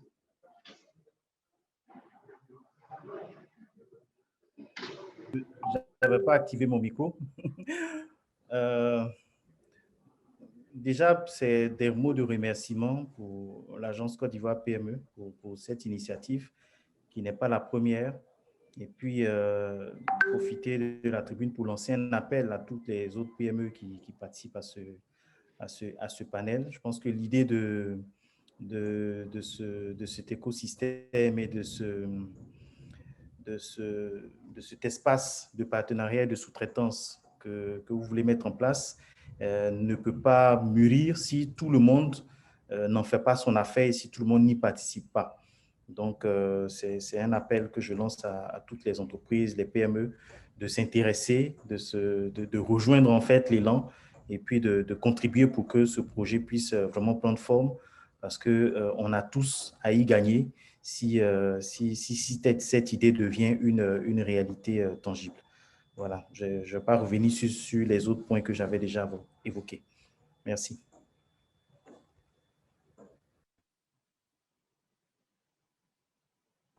Votre micro est fermé. Merci, M. Gérard. Merci, M. Gérard Konan, pour votre participation effective à ce webinaire. Voilà. Et certainement que nous le contacterons pour d'autres échéances, d'autres sessions de formation ou voilà, d'animation de telle tribune pour toujours garder l'écosystème d'effervescence face aux défis qui se créent et qui chaque fois fait l'objet donc de situations de réflexion pour les entrepreneurs, les startups et les PME ivoiriennes. Merci infiniment, M. Gérard. Monsieur Magnus Johnson, s'il vous plaît, de Microsoft. Voilà. En un mot, si vous devrez, en une minute, voilà un mot de fin. Qu'est-ce qu'on doit retenir donc de, je dirais, cette thématique? Alors, donc déjà, merci encore pour l'invitation. En quelques mots, c'est une opportunité réelle qui nous a été offerte à travers la sous-traitance, donc qui permet aujourd'hui à tout le monde de se mettre au même niveau. Mais il incombe aussi à chacun des acteurs, PME, PMI, bien sûr, mais aussi les individus, de pouvoir s'assurer de leur montée en compétences effectives. Aujourd'hui, il y a des technologies qui peuvent s'adapter à tous les secteurs d'activité. La technologie, ce qui est intéressant, justement, c'est ça. Indépendamment du secteur d'activité, la technologie peut aujourd'hui jouer un rôle critique, mais il incombe aussi aux acteurs du numérique de pouvoir comprendre, s'approprier la transformation digitale. On parle très souvent de transformation digitale, mais la plupart de nos PME encore elles-mêmes, même bien qu'elles soient dans le numérique, ne s'approprient pas entièrement la transformation digitale. Donc, elle déjà commence par ces PME-là, s'approprier la transformation digitale, pour pouvoir pitcher la transformation digitale effectivement. Si la vente est transformée, si le commercial est transformé, si le marketing est transformé, si la RH est transformée au sein de nos organisations, je crois qu'il est plus facile pour nous d'aller vers une autre organisation et proposer des services externalisés pour adresser des thématiques et des problématiques assez spécifiques à leur métier. Donc, sur ce, merci beaucoup encore une fois et puis à très bientôt. Merci beaucoup, Manus Johnson. Voilà, merci et merci pour tout ce que vous faites à travers Microsoft pour les entrepreneurs ivoiriens. Merci infiniment de votre participation. Je vais vous connaître de Akil Technologies, s'il vous plaît. Oui, bon, comme tout le monde, c'est toujours difficile de venir en dernière position dans ce genre parce que tout ce qui est vraiment important a déjà été résumé par mes copanélistes. Je tiens juste à remercier encore l'agence PME, le directeur général et tous les autres panélistes que j'ai personnellement profité de cette session. Je n'étais pas au courant de l'existence de Gothic et c'est quelque chose que je trouve déjà fantastique et qu'Akil va rejoindre. Mon message de fin sera pour tous les jeunes qui nous écoutent, de leur rappeler que ils ont entendu constamment le même thème qui revenait dans cette présentation, c'est les compétences numériques. On parle de future work, le futur du travail, et tout ça à voir en fait avec des métiers qui sont dans le numérique. Donc, c'est de les encourager à profiter de toutes ces opportunités qui leur sont ouvertes, de se jeter dans ce domaine, d'y trouver leur passion, quelque chose qui est en alignement avec leurs aspirations et disons leurs compétences, parce que c'est comme on dit, c'est le métier d'avenir, et c'est juste à travers les activités de l'agence PME de pouvoir saisir ces opportunités-là et d'en profiter au maximum. Donc, merci encore à tous. Et j'espère merci infiniment, M. Aboukoné. Je crois qu'on aura l'occasion de poursuivre en off les échanges et les possibilités de partenariat, de collaboration avec chacun de vous. Pendant ce temps, je vous invite à inscrire les coordonnées de vos différentes entreprises, vos coordonnées, vos contacts, pour permettre donc aux participants de vous contacter pour poursuivre ou améliorer ou approfondir donc les appuis qu'ils pourraient bénéficier donc de votre expertise. Voilà. Merci à vous. Voilà. Alors, le projet Classe TIC que nous sommes en train de construire est un projet financé par le partenaire allemand de la coopération allemande, la GIZ. La GIZ et la KfW, ainsi que la coopération allemande, donc, nous accompagnent dans cette initiative concernant la mise en place d'un classe TIC en Côte d'Ivoire. Et cette initiative est donc portée par l'agence Côte d'Ivoire PME en ce qui concerne donc ce partenariat avec la GIZ, que nous remercions au nom du directeur général de l'agence Côte d'Ivoire PME. Et le moment est venu donc de clore avec le partenaire Gothic qui est, disons, assez fortement impliqué dans la construction de cet écosystème. Et nous avons eu l'honneur d'avoir M. Patrick Brou, qui nous a fait un très bel exposé sur le Gothic, ainsi que sur les questions de sous-traitance, de co-traitance, de partenariat, voilà, d'industrialisation basée sur le TIC. M. Patrick Brou, votre mot de fin, s'il vous plaît.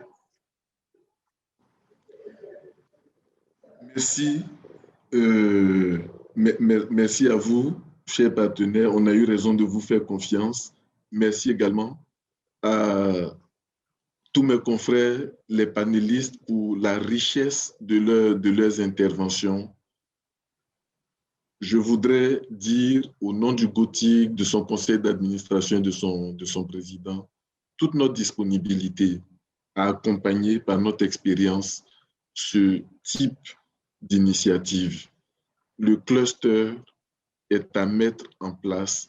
La sous-traitance qui existait déjà dans d'autres domaines est à mettre en place en tenant compte d'un certain nombre de réalités du terrain dont Gérard Conan a parlé, les réalités qui font que, à cause des facteurs de taille, à cause des facteurs d'expérience, à cause d'un certain nombre d'éléments, nos entreprises sont victimes d'éviction des marchés. Donc, il y a beaucoup de facteurs d'éviction et ces facteurs-là constituent le challenge, le défi qu'ensemble nous devons relever. Nous devons relever ce défi en allant très loin. Nos réalités ne sont pas celles des autres et il nous faut construire une réflexion endogène à partir de ce que nous observons. Cette réflexion endogène part de quoi? Je constate que beaucoup d'entreprises ne sont même pas à jour. Quand on parle d'appel d'offres, ne sont pas à jour sur les éléments, la CNPS, sur les impôts, sur un certain nombre de choses. Beaucoup d'entreprises sont dans l'informel. Et notre challenge à nous, c'est peut-être d'aller encore plus loin, de descendre jusqu'à ce niveau, si je voulais parler en langage informatique, jusqu'à la couche zéro, pour les tirer de l'informel. Parce que là-bas, il y a un gisement de potentiel, il y a un gisement d'expérience et on peut transformer.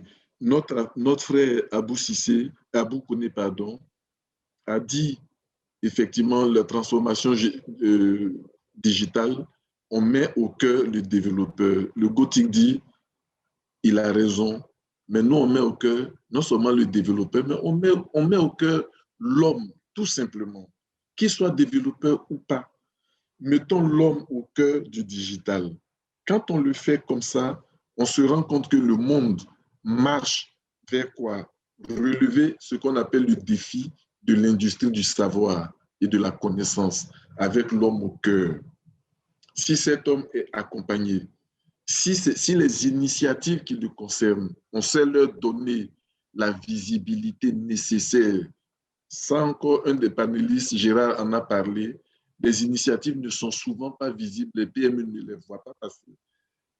Si nous savons accompagner l'homme, alors, comme nous le disons au GOTIC, véritablement, le numérique peut être un levier de transformation exceptionnel. Et aujourd'hui, notre Premier ministre le dit, la Côte d'Ivoire doit booster son économie numérique. On a pris beaucoup de retard par rapport aux pays même qui nous entourent. Donc, il est temps de poser les jalons, les briques nécessaires pour reconstruire notre leadership. Mais à partir de nos réalités, en allant chercher nos hommes, en allant chercher nos compétences, là où elles sont, même au cœur de l'informel. On a vu l'exemple de M-Pesa, de toutes ces choses. La transformation est partie de quoi? De l'observation de l'usage, du vécu, du quotidien des uns et des autres. Et ça, on n'a même pas besoin d'être informaticien. Nous savons observer nos sociétés, nous savons l'ausculter et chaque problème qui se pose, on doit pouvoir le transformer en source d'opportunités pour développer, pour relever les défis de la croissance. Donc, nous, acteurs du digital, nous sommes aux côtés de notre partenaire Côte d'Ivoire PME pour mettre vraiment les briques qui manquent, pour les mettre en bonne place, en bonne perspective et amorcer ensemble cette révolution. Donc, vraiment, merci pour cette tribune et c'est toujours avec plaisir que le GOTIC fera venir des participants pour animer ces rencontres thématiques. Nous en avons besoin. Il faut se connaître, il faut se parler, et je pense que c'est peut-être le point de départ de la transformation. Merci à notre ami de Microsoft. Oui. Merci à Boukouné qui bientôt nous rejoint. On est ensemble dans ce combat. C'est le combat pour nous, pour nos entreprises, mais c'est aussi le combat pour donner à la Côte d'Ivoire la place qu'elle doit avoir dans le Conseil des Nations en s'appuyant, en sachant tirer mais vraiment les dividendes du numérique. Merci. Merci au Gothic, merci à M. Patrick Brou de s'être disposé et de vraiment nous avoir enrichis sur la thématique du jour. Merci à chacun des panélistes pour vos riches et brillantes interventions respectives. Nous avons été édifiés par le contenu de ces échanges. Nous remercions toutes les participantes et tous les participants à ce webinaire. Et l'agence Côte d'Ivoire PME reste ouverte à toutes sortes de propositions de services ou de prestations ou d'expertise que vous auriez respectivement dans vos différentes entreprises, dans vos différentes compétences. N'hésitez pas à écrire au directeur général de l'agence Côte d'Ivoire PME pour des demandes de partenariat, afin donc peut-être de proposer vos services pour accompagner des entrepreneurs dans un domaine donné, un secteur d'activité, l'agriculture ou la santé ou l'éducation. Si vous avez des solutions innovantes, n'hésitez pas à nous écrire, au directeur général de l'agence Côte d'Ivoire PME pour des demandes de partenariat afin que nous puissions discuter et approfondir donc cette plateforme que nous sommes en train de mettre en place pour le bénéfice donc de notre pays, pour le bénéfice des PME et des entrepreneurs, des ménages en Côte d'Ivoire. Voilà. Le rendez-vous pris est pour le mardi 11 mai prochain.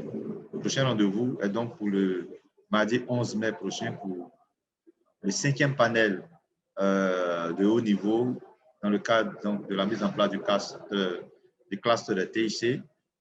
Donc le 5e meet-up dans le cadre du cluster TIC aura lieu le mardi 11 mai et nous vous enverrons donc les liens pour la thématique et surtout l'enregistrement de ce webinaire donc, vous sera transmis, les liens vous seront transmis.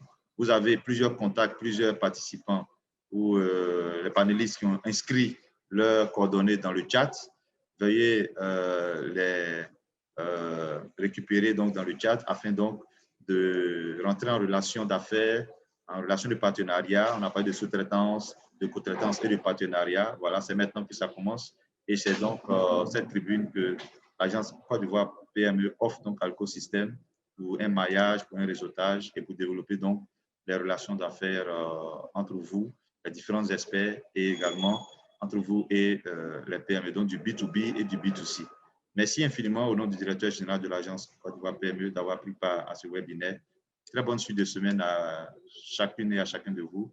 Et rendez-vous pris pour le mardi 11 mai prochain pour le 5e panel de haut niveau dans le cadre des meet-up du Tomorrow Fab. Merci et à très bientôt. Agence Côte d'Ivoire PME, accompagner l'avenir.